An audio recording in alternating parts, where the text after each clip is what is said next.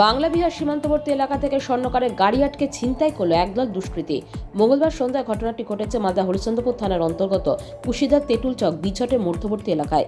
স্থানীয় সূত্রে জানা যায়, স্বর্ণকার কোমল ঠাকুর সন্ধ্যে 7টা নাগাদ তেঁতুল চকে সোনার দোকান থেকে বাড়ি ফিরছিল। সে সময় তেঁতুল চক বিছটের মধ্যবর্তী এলাকায় হঠাৎই একদল দুষ্কৃতী তার উপরে চড়া হয়ে আক্রমণ করে। জোর করে তার কাছে থাকা নগদ টাকা ও কিছু সামগ্রী ছিনিয়ে চম্পট দেয় দুষ্কৃতীরা। ঘটনার খবর পেয়ে ঘটনাস্থলে উপস্থিত রয়েছেন হরিশ্চন্দ্রপুর থানার বিশাল পুলিশ বাহিনী। ইতিমধ্যে ঘটনার তদন্ত শুরু করেছে পুলিশ। এই ঘটনাকে কেন্দ্র করে রীতিমতন শোরগোল এলাকায়।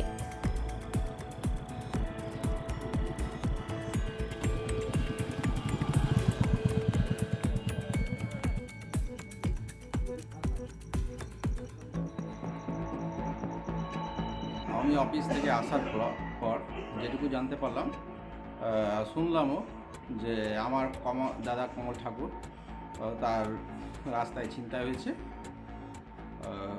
যা কিছু ছিল ক্যাশ, তার মানে জোরপূর্বক তার গাড়ির চাবি ছিনিয়ে ফেলে দিয়ে তার সমস্ত ক্যাশ লুটপাট হয়েছে। দোকান ছিল তেঁতুল চকে, যেটা আমাদের বাঙাল বিহারের প্রান্তে ছিল।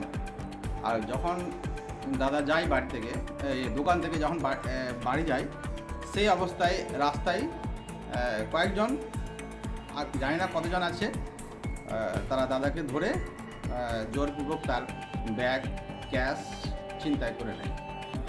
পুলিশ প্রশাসন এসছেন, তদন্ত করছেন, দেখছেন কী হচ্ছে। এখন দেখুন, ব্যবসা করার ক্ষেত্রে তো খুবই আতঙ্কে এখন ব্যবসায়ী সমিতি যারা আছেন, যারা সোনা থেকে শুরু করে মুদিখানা থেকে যারা হার্ডওয়্যার থেকে যারা লোহার ব্যবসা করছেন, গিটি বালু ব্যবসা করছেন, তারা প্রত্যেকে আতঙ্কে এখন কি করে ব্যবসা করবে।